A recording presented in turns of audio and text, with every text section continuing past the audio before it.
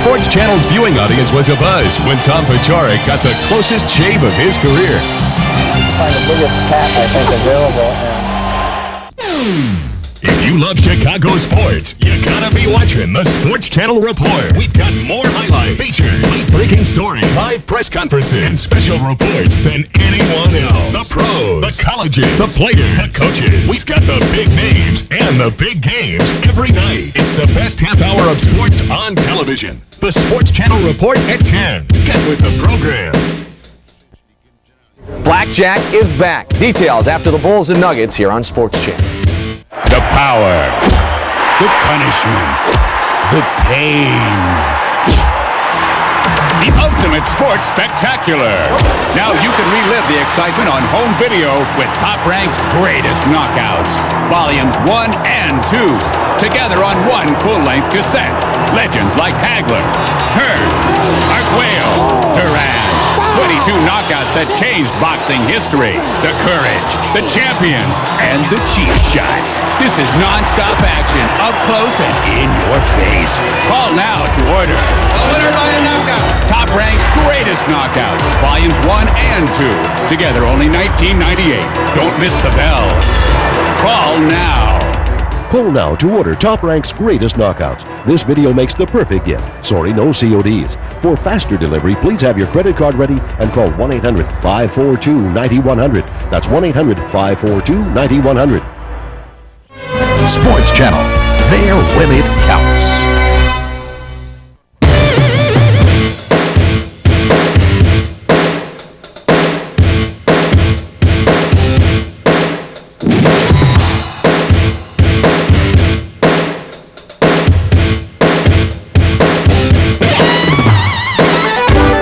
Good evening, everyone. Welcome to a post-game edition of the Sports Channel Report, a Friday night edition, along with Jim Blaney. I'm Steve Cashel. We haven't done this in a while, it seems like. Looking over there, I haven't seen you in a while. It seems like first time before All-Star Weekend or something, like our old All-Star break. Yeah, right? all those games on the West Coast, they start to pile up and you work the weird hours, so it's good to be back together again. That's right, and Bulls with a tough one tonight. Also, the Blackhawks coming up on Sports Channel here at 10:30. We're going to begin talking about a little baseball. Yeah, Jack McDowell's case finally went to the arbitrator today, Steve. The arguing is over in Blackjack McDowell's arbitration case against the White Sox. Now the waiting begins.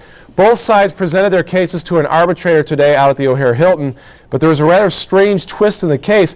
According to WMVP Radio, McDowell and the Sox were $500,000 apart on a 3-year, $18 million deal, but the White Sox were unable to get a hold of Jerry Reinsdorf, so no deal, at least for now. The two sides then went to arbitration. The arbitrator cannot announce his decision for at least 24 hours. Blackjack, the 1993 American League Cy Young Award winner, is coming off a 22-10 season. He's asking for $6 million a year, while the White Sox are countering with $5.3 million a year. And of course, we'll let you know what's going on as soon as we hear anything. According to Jim McDowell, Jack's brother, the chances of Jack signing a long-term contract with the White Sox are very slim. McDowell will be a free agent after the '94 season. Well, you know, the only good thing about losing that heartbreaker to Miami on Wednesday night was that the Bulls only had one day to sulk about it. Tonight's meeting against the Denver Nuggets, the start of a very busy weekend for the Bulls. 3 games in 4 days. Unfortunately, Bulls are going to have another couple of days to sulk about this one. This was not very pretty tonight at the stadium. Third quarter, Denver up 11 right here. Scotty blocked by Dikembe Mutombo to LaFonso Ellis. He had about 8 jams tonight. Denver with a 13-point lead. Bulls trying to come back. Down 17 here. Pax comes up with a 3-pointer. Pax was really into this game. Cut it to 14 there. Bulls with some tough D. Then Pax tips to Pippen. Pippen to Pete Myers for the jam and the foul. Good control by Pete there. 81-69, but that's really the closest the Bulls got because Dikembe Mutombo there with the jam, and Brian Stith was really the difference in this one. 28 points. And Bulls go down 109-84. You know, Denver's last win in Chicago, January of 1984. Pippen at 18, BJ 14, Horace Grant 15, Pete Myers, Bill Wennington with 10 each. Now, next up for the Bulls, a date with the New York Knicks on Sunday afternoon in New York.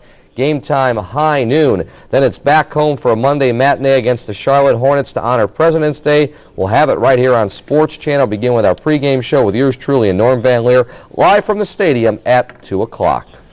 The Seattle Supersonics are in the midst of a key 4-game Eastern road trip. It's key for the rest of the league because A bad trip by the Sonics will give teams such as the Bulls a chance at grabbing the best record in the league, in spite of what happened tonight at the stadium. The Bulls began the night 2.5 games behind the Sonics as George Karl's team visited the Love Shack at the O-Arena. And this one was ugly, and it was over early. Nick Anderson to Shaquille O'Neal. Magic led at 17-6. Shaq had 38 points. Fourth quarter, Todd Lichty to Shaquille O'Neal underneath, puts it in.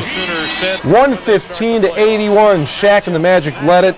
They go on to win at 124-93. Look at the numbers for Shaq. 38 and 20 rebounds. Sonics' worst loss in 3 years. Second stop of the 4-game East Coast road trip for Seattle. They lost last night in Miami. Jersey over Washington by 3. Jersey has now won 12 of 16. Kenny Anderson, a career high, 42 points. And we should mention for the IU fans out there, Calbert Chaney had a career high, 31. Milwaukee by 7 over Charlotte. Ken Norman, the former Illini star, 25 points, 18 rebounds. Cleveland now 7-2 lifetime against the Minnesota Timberwolves after picking up a victory at Minneapolis tonight. Game still underway. Lakers and Phoenix. Fourth quarter, Phoenix leading it by 15. Charles Barkley had 23 through 3 quarters in this game. Atlanta and the Clippers, it's early in the first quarter. Atlanta holding a 2-point lead. Hawks 0-2 on a 4-game West Coast trip. Utah and Sacramento. Utah doubling up Sacramento early in the first quarter. Kings on a mini roll. They've won 3 of their last 4. And Philadelphia is at Portland. That game tied up 8-8 in the first quarter. And actually, we're going to go back to the stadium. Phil Jackson right now addressing the media. Let's pick up Phil. More than a game. I just felt we never really felt like we were playing good rhythm basketball, except in short 2-3 minute bursts. Now, Denver had a lot to do with it tonight. I thought they played a pretty good ball game, shot well, were quick to the ball. Mutombo's block shots, which weren't blocks in Denver, but they were here, really made a big impact on the game, and that is, something that, is a big difference between the game we played in Denver, where we won by almost the same amount that they won by tonight. I felt that our shooting has just kind of hit a wall, and perhaps at this time we just have to look at ourselves and try and figure out a way to get ourselves back in sync so that we can play a ball game somewhere at a level which we expect ourselves to play. Some of it has to do with Horace and Bill coming back and not a whole lot of rhythm out there from continuity of not playing for a week and a half and all that stuff. But I felt that from 1 through 10 tonight, where 11 is only 11 guys played, we just didn't show a lot of Bulls-type basketball. And I'm not surprised, to tell you the truth, because of the way we played on Wednesday. But I'm disappointed that we couldn't make a game of it. Is there anything that wall, shooting-wise, shot selection a problem, reliance on the jumper a bit too much? No, I don't think so. I mean, we are a good shooting basketball club from that standpoint. A lot of it is that we rely a lot upon Pippen, and if he's shooting well, everything changes for us offensively because the defense has to play him. But I thought that his shot just didn't go for him tonight. Again, he was searching to find a rhythm on it. And as a consequence, everybody started playing a little bit tentative and couldn't find a rhythm on their shot, and we just didn't handle the ball well. Scotty did the Bulls with 18 points, 10 rebounds, but Denver wins it by 25. And the Bulls are really fallen into a funk that Seattle and Atlanta's fallen into. Exactly. They've all won 2. They've all lost 2 in a row right after the All-Star break. It's interesting. Yeah, well, those Denver Nuggets, I'll tell you what, they're a good young basketball team, and it's going to be interesting because I think GMs around the league are going to start trying to fleece Bernie Bickerstaff. Probably won't happen, but they got a lot of good young talent, and some teams may be trying to make some deals with them. Still to come. At the bottom of the hour, it's the Hawks against the Winnipeg Jets. And up next, finally, for Dan Jansen.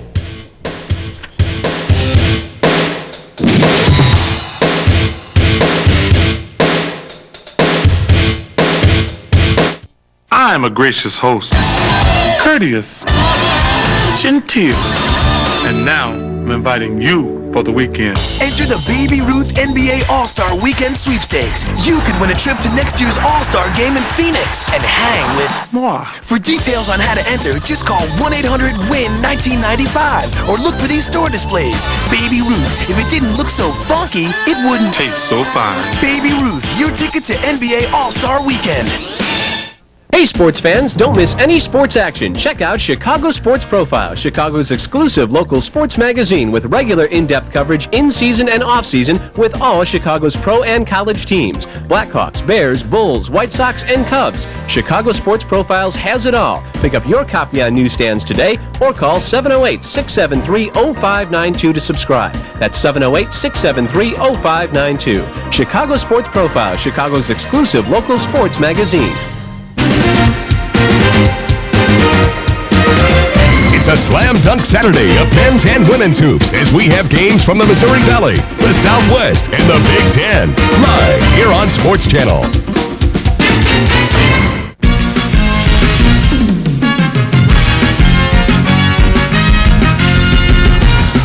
It's the Bulls and Hornets. It's live Monday at 2, and it's only on Sports Channel. Before we go on with the show, we have a little more to add on the Jack McDowell story. We've just spoken with Jack Gould, Sox executive and really the man in charge of the baseball operation for the White Sox. According to Jack Gould, Jerry Reinsdorf talked with Jack McDowell's brother over 5 times today, and according to Jack Gould, the Sox and Jack McDowell were never close to hammering out a contract today. So basically where it stands is this: the arbitration hearing is over. The arbitrator will now have to decide, and within 24 hours we should know whether Jack McDowell has won his arbitration case and gets $6 million a year, or whether the White Sox will win and Jack McDowell will get $5.3 million a year. Steve? Either way, he plays with the White Sox this year, right? Okay, highlight of the first week of Michael Jordan's stay down in Sarasota was yesterday as the birthday boy was overwhelmed by the media and a standing room only crowd. But as Julie Judelson reports, with each and every passing day, things seem to be settling down a bit. Good morning, Mike.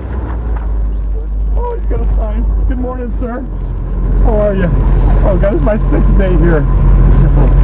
I love you, Mike. Could the fascination be waning? At 7:01 this morning, only 3 fans awaiting the arrival of His Airness, and only 1 camera. Hours. You know, Walt told me yesterday that he was really surprised how quick you pick things up. I knew that was one of my biggest assets, is trying to emulate something and work at it and build habits. So it shouldn't be a problem today. Hopefully not. How about the blisters on your hands? No, it's not bad. You see my head? Okay. Now my head goes this way. What happens to the sweat? The backdrop, exactly. Judging by the attendance, number 45's early morning workout was strictly for the birds. No one else was there. Good. Good. Good. The less the better for me. You know, I like it that way. Yeah, but what about in the clubhouse? There have got to be tons of photographers, reporters, all kinds of media types trying to get Michael's every move. Uh-huh, just what I expected. But hey, that's not Michael. That's all right, I just stand on my chair and look in the eye. All right, what if the Sox are playing Texas, down by 1, 2 outs, 2 men on, the bottom of the 9th, and Michael Jordan hits one out of the park? Basketball's greatest ever to lace him up. Michael Jordan now trying to make it in another world, in the world of baseball with the white ball. Everything at stake. The whole Windy City is ready to rock and roll. Ryan reaches back. He lets one pop in about 98. Jordan makes contact. It's going. It is gone, baby. He is a superstar. He is a PTP or Rolls Royce. He is America's #1 athlete. Hey, maybe Michael Jordan is still a story. I mean, there are important things to be asked. Who are you rooting for in the Olympics, Tanya or Nancy? Well, I'm always good over evil. So you determine who's good and who's evil. All right, I'll put you down for Nancy Kerrigan. All right. If she's good, great.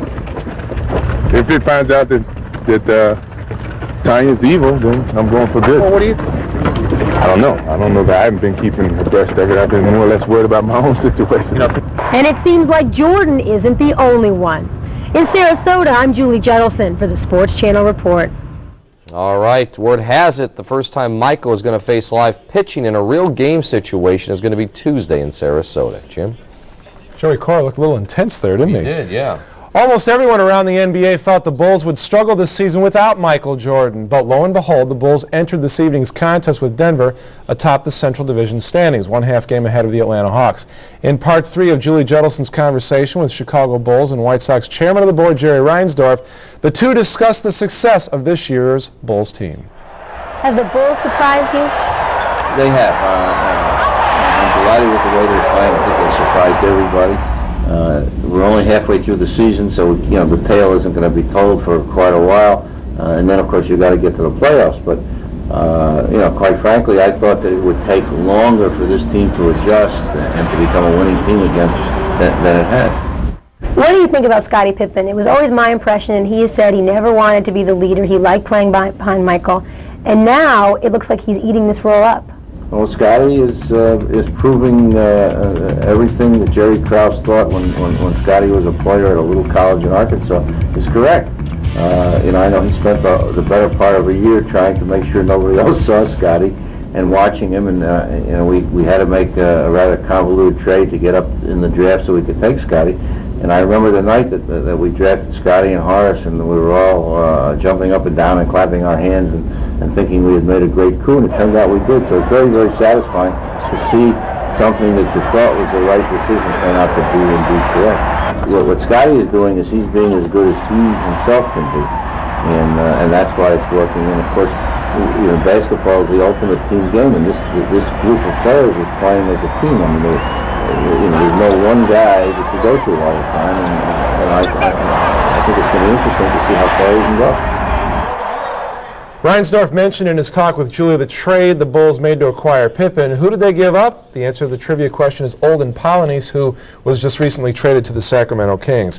Now time to talk about the Olympics. In spite of all the mishaps in two previous Olympics, U.S. Olympic speed skater Dan Jansen ends his career at the pinnacle, not only with a gold medal, but also with a world record performance. Finally, Jansen, who has dominated speed skating sprints for most of the last 4 years, is going to be remembered as a champion rather than as a man hated by the fates. Today in the men's 1,000 meters at the Olympics in Lillehammer, Jansen actually slipped twice as he made his trips around the oval, but he stayed with it. As a matter of fact, set a world record in the process as Dan Jansen finally, after trying in 4 different Olympic games, gets his gold medal, and he gets it in the event that was not his specialty. Sets a world record of 112.43 in the process. Dan Jansen finally has his Olympic gold medal. Other medals awarded today in the luge doubles.